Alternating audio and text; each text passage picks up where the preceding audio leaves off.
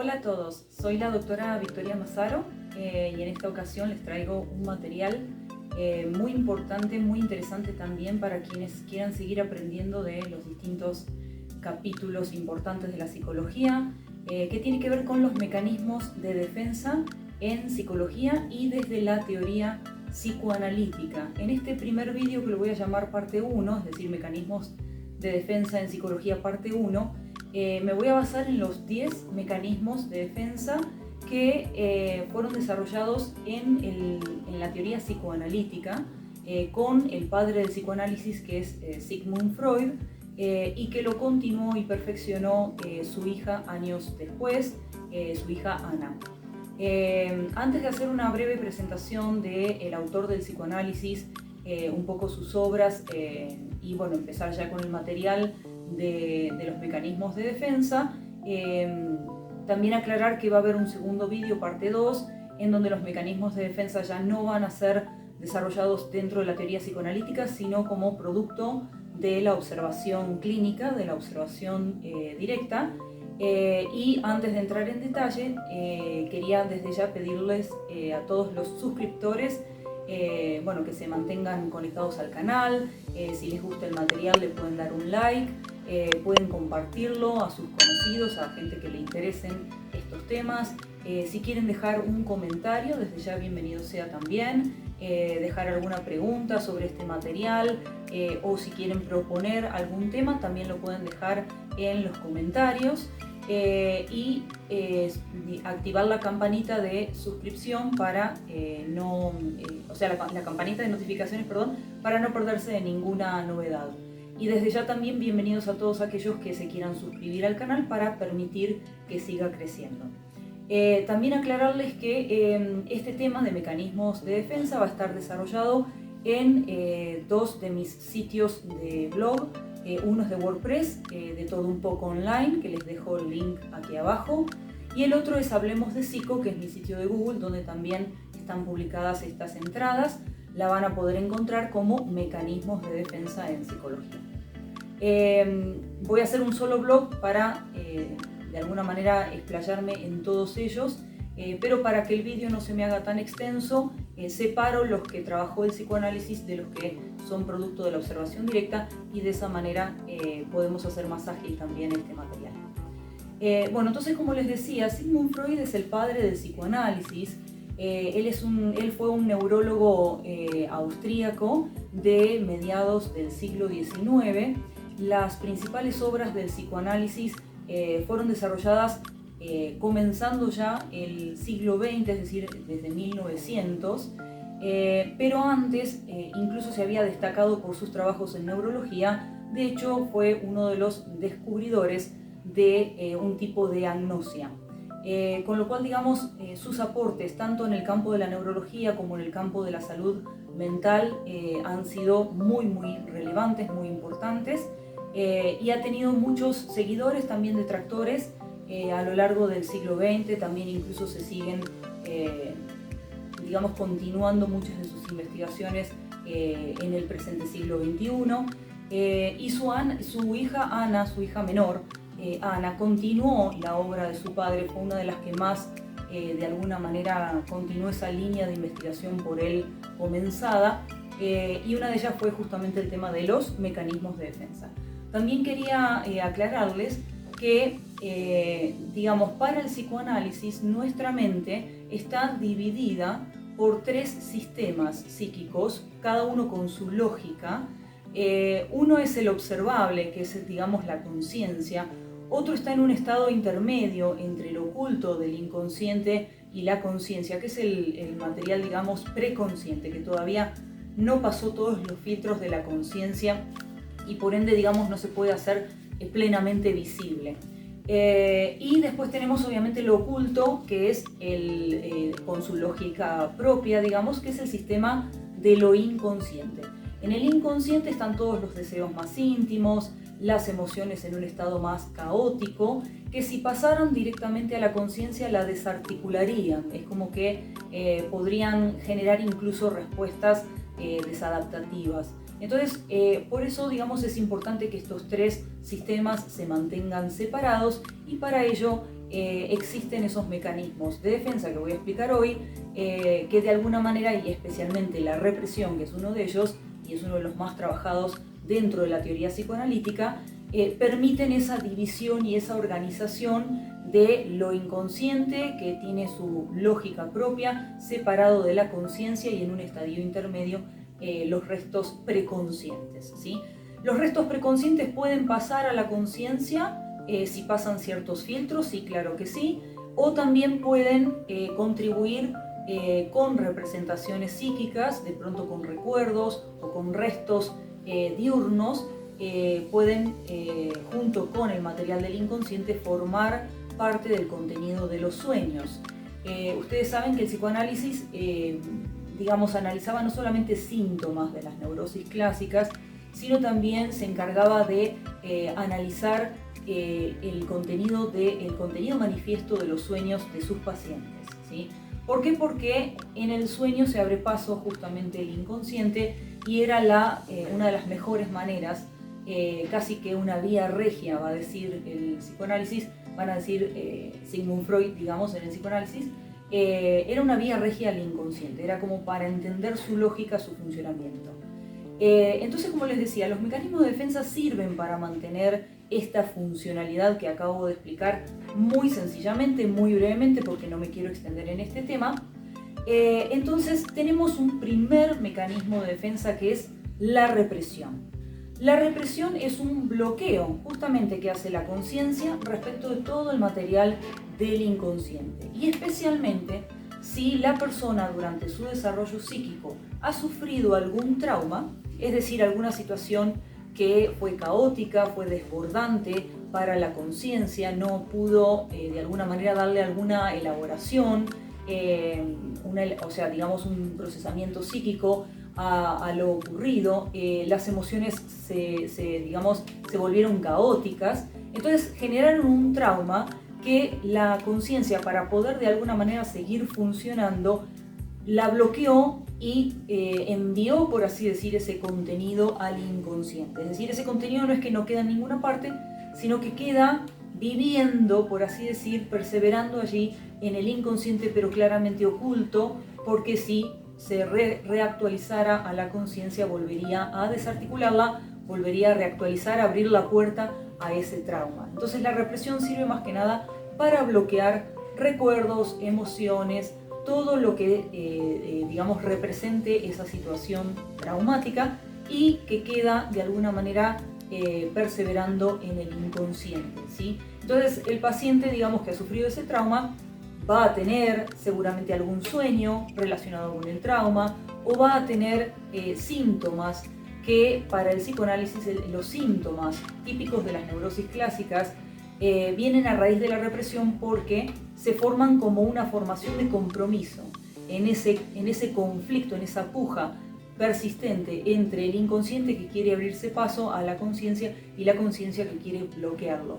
Entonces la formación de compromiso, digamos, el resultado de esa lucha, y es una formación de compromiso en el sentido de, bueno, algo de lo inconsciente pasa desdibujado a través del síntoma, sería un producto, no un mecanismo de defensa, sino un producto del mecanismo de defensa de la represión.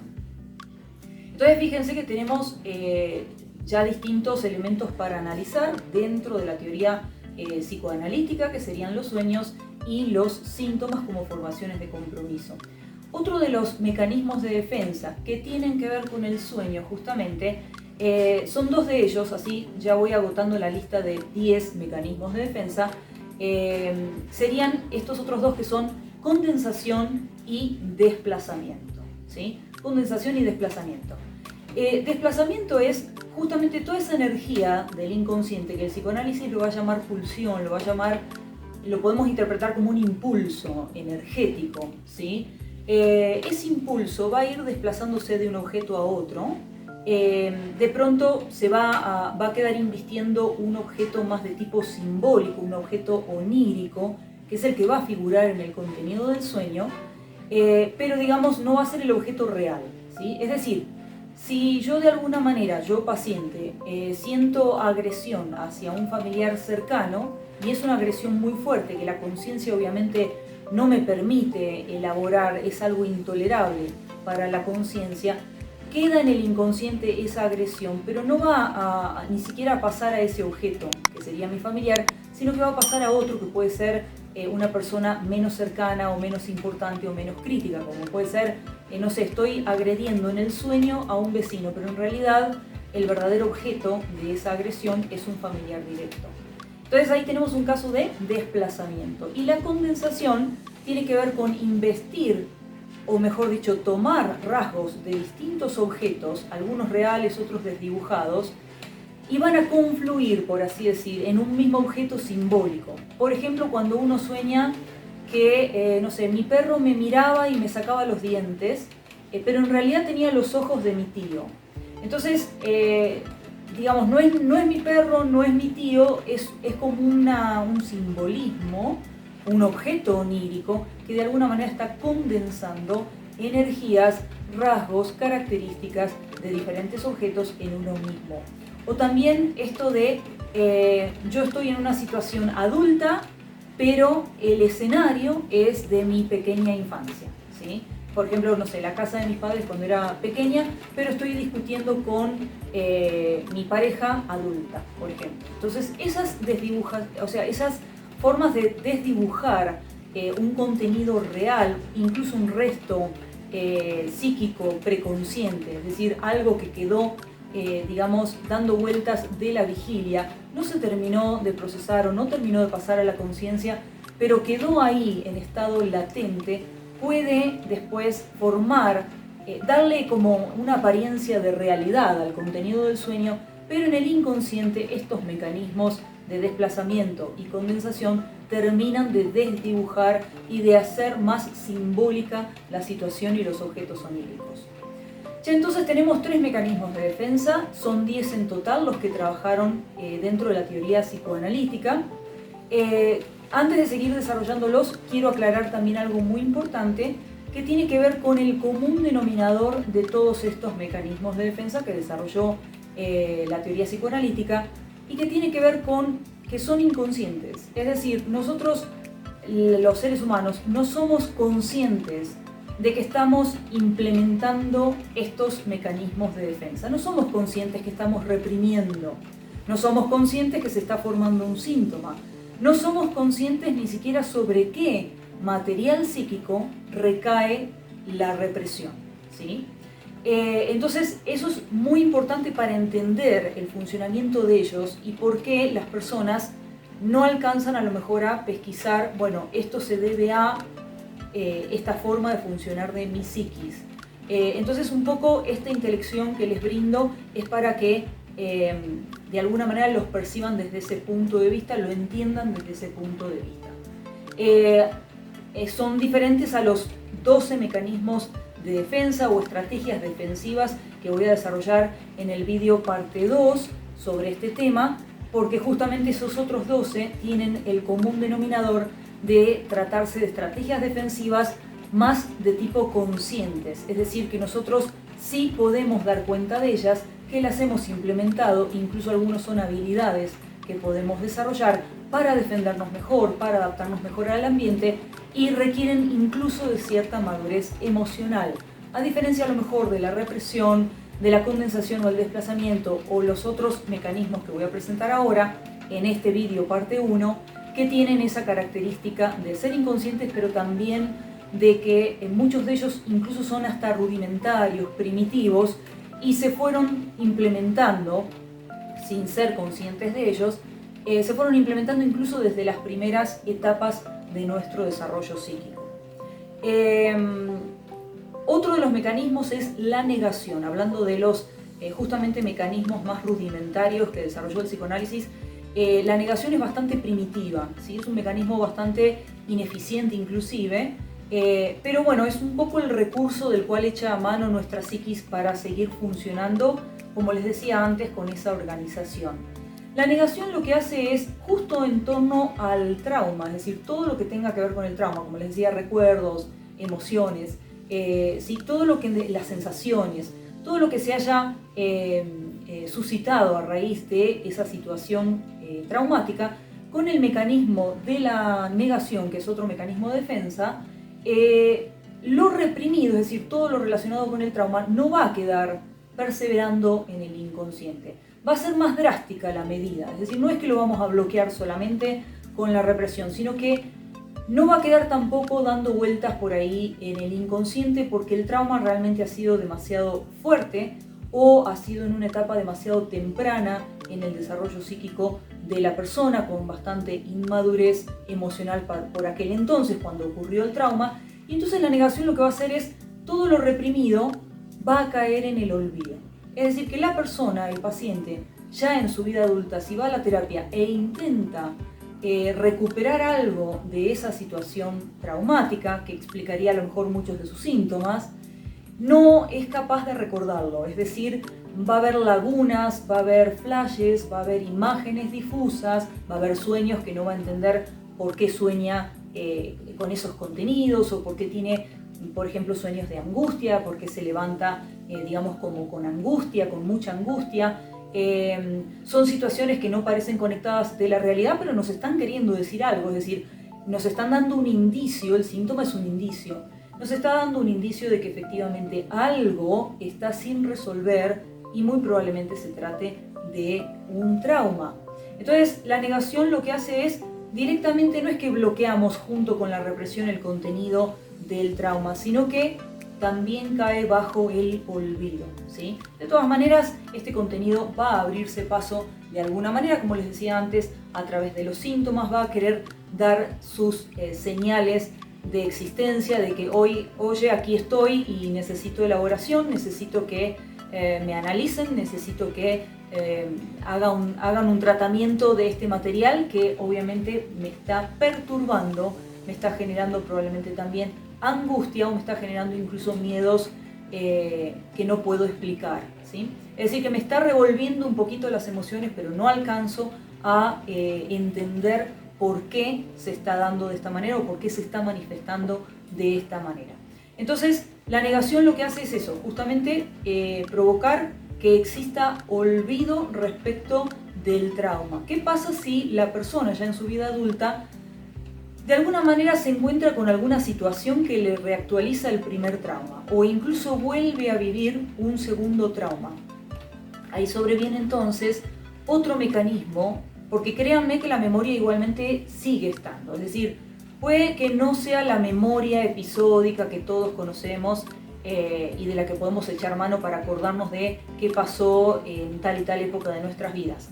Pero existe una huella de aprendizaje, existe algo a través de, justamente de las emociones, que de alguna manera se van a poder reactualizar si la persona incluso vuelve a vivir una situación traumática similar. Incluso hasta puede que recuerde cositas del primer trauma, ¿sí?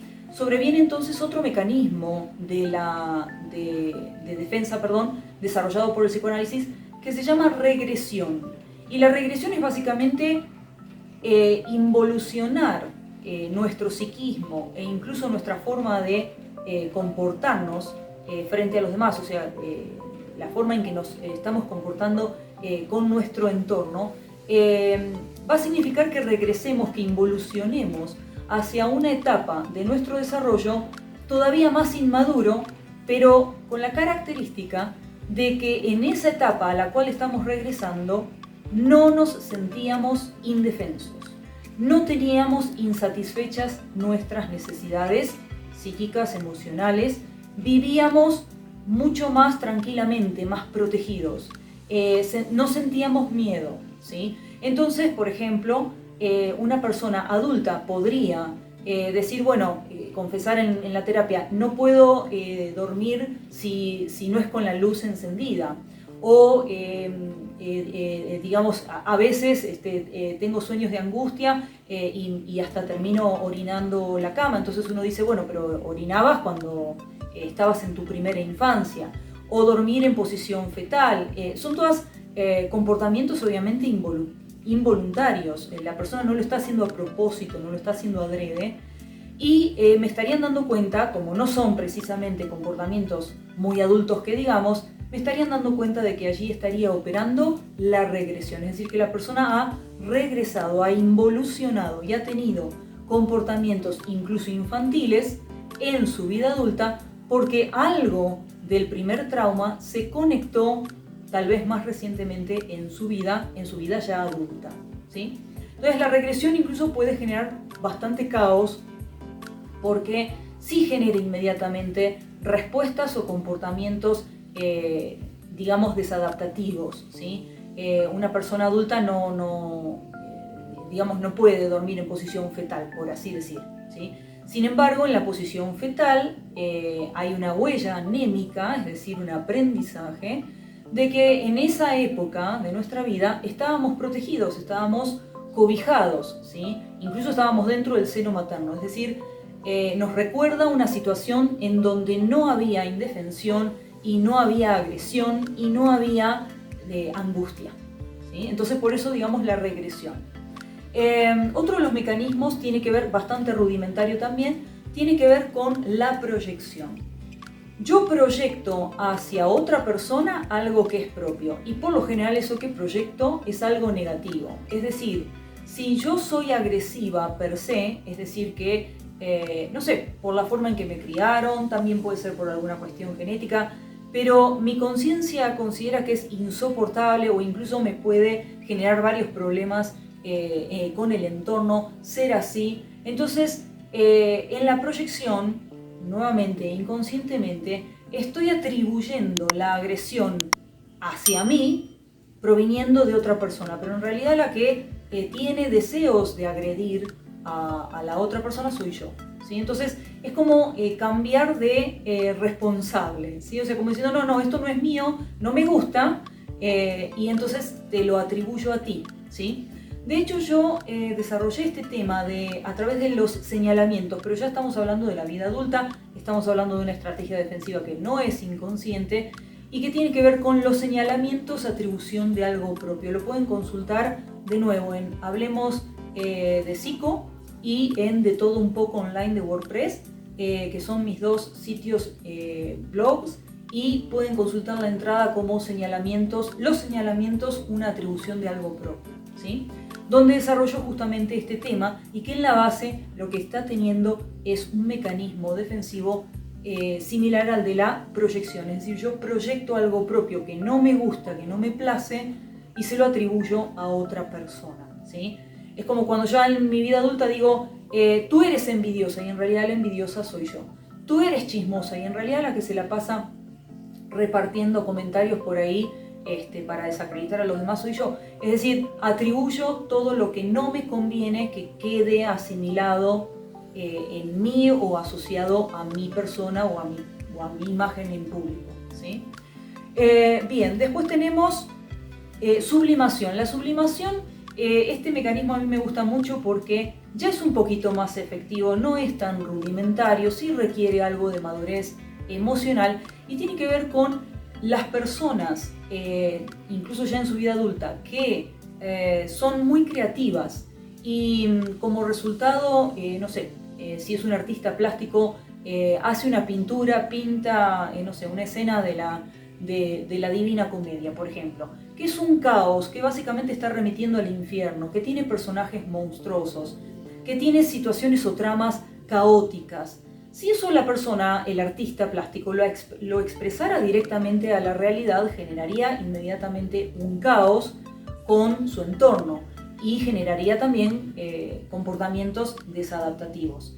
Entonces, el inconsciente dice, bueno, está bien, yo necesito expresar algo de este caos, ¿de qué manera lo puedo hacer? Bueno, a través de, canalizar esos impulsos, a través de esa creatividad y abrirse paso hacia, en este caso, la sociedad, pero a través de un producto sofisticado que puede ser intelectual, científico o puede ser artístico, por ejemplo, sobre todo artístico porque se conecta mucho con las emociones de su autor. Puede ser una obra lírica también, es decir, que de alguna manera uno, incluso, digamos, escribir algo similar a la Divina Comedia significaría sacar mucho de ese bagaje, de esa energía que nos viene del inconsciente y que encontró ese canal de sublimación a través de ese objeto, ese resultado artístico. En este caso también puede ser una obra literaria, como les decía antes, o un producto científico, una investigación, algo que requiera de muchísimo esfuerzo intelectual y que incluso va a ser admirado por la sociedad. Es decir, que no voy a entrar en conflicto con la sociedad, sino todo lo contrario, les estoy ofreciendo un producto, digamos, socialmente aceptado, ¿sí? Entonces, este sí me gusta mucho porque realmente se abre paso de una manera muy estratégica el material del inconsciente hacia la conciencia y hacia el comportamiento, en este caso a través de un producto, una obra. Después tenemos formación reactiva. La formación reactiva tiene que ver con cuando yo tengo un comportamiento claramente opuesto a mis verdaderos deseos o mis verdaderos impulsos, que son del inconsciente, estoy teniendo ese comportamiento se considera una formación reactiva y que sobreviene de este mecanismo de defensa, es decir, el comportamiento claramente opuesto a los verdaderos impulsos. Si yo, de nuevo con el ejemplo de la agresión, si yo tengo como impulso agredir a alguien de mi entorno, pero mi conciencia lo considera intolerable o incluso poco conveniente porque me generaría problemas con mi entorno, entonces trato de matizarlo con un comportamiento exageradamente amable, exageradamente generoso. No es lo mismo que decir, ay, es una falsa. Básicamente lo que está describiendo mi psicóloga es que se trata de una persona falsa. No, en realidad no es un tema de falsedad. Recordemos lo que les dije antes de la aclaración que les hice casi al inicio del vídeo, y es, estos son mecanismos inconscientes. La persona no sabe que los está implementando ni sobre qué material los está implementando. Es decir, no es capaz de reconocer que yo realmente quiero agredir o que lo que me está pasando con mi persona del entorno es agresión y no otro sentimiento. Es decir, no puedo controlar ni la agresión ni el hecho de desdibujarla con un comportamiento distinto, ¿sí? A través de la formación reactiva, o como vamos a ver también a través de la racionalización, que es otro de los mecanismos de defensa. La racionalización es más de tipo intelectual, no tanto de comportamiento, sino de dar una razón, una justificación, probablemente de mí misma, acerca de mis comportamientos, ¿sí? Pero que de alguna manera están ocultando o desdibujando la verdadera razón de, digamos, de mi comportamiento. Es decir, la justificación sobre mi comportamiento en realidad está escondiendo una verdadera razón de por qué actúo como lo hago.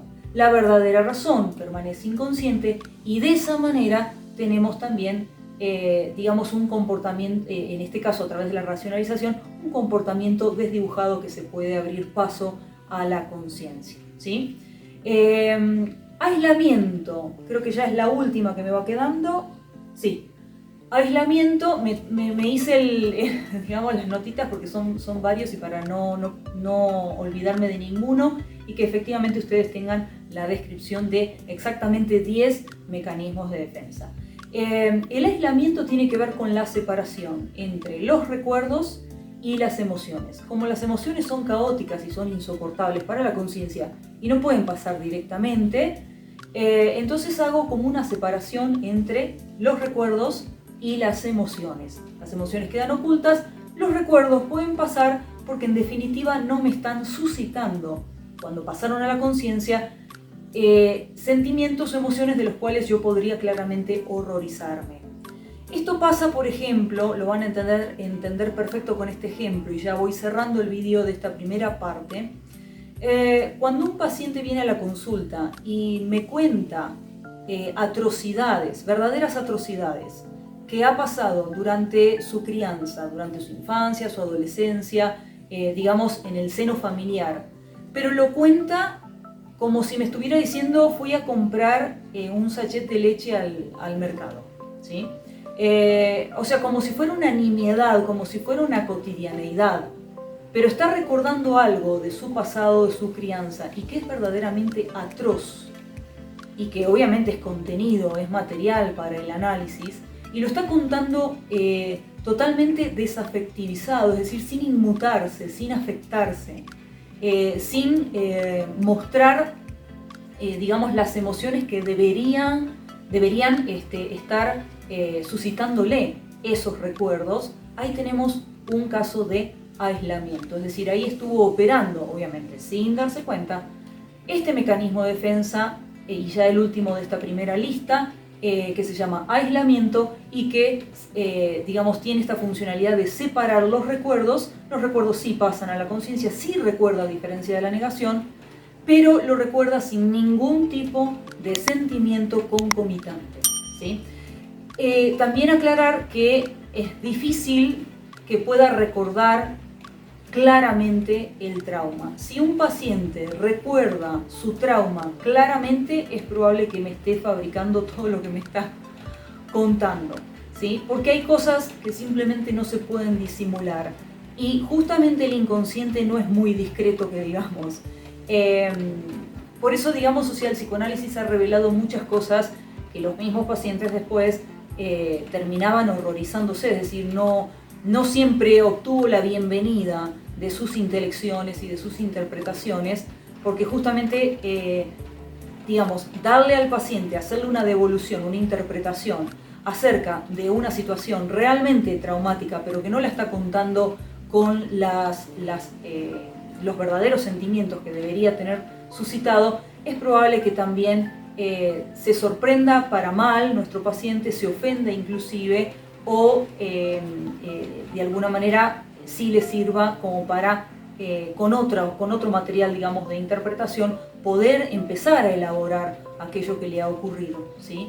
Entonces sí es importantísimo entender esta lógica del inconsciente. El inconsciente no es que quiere hacer trastabillar a la conciencia, pero es de alguna manera como el depósito, ¿sí? Es como que dejamos en el depósito muchas cosas sin resolver, y un poco funciona de esa manera, ¿sí? Es decir, por más que lo intentemos ocultar, es como la mugre que la ocultamos debajo de la alfombra, por más que la intentemos ocultar, siempre va a, de alguna manera, recordarnos: aquí tenés un saldo pendiente que hay que elaborar y que hay que analizar y que hay que solucionar de alguna manera. Bueno, espero haberlos ayudado. Muchas gracias.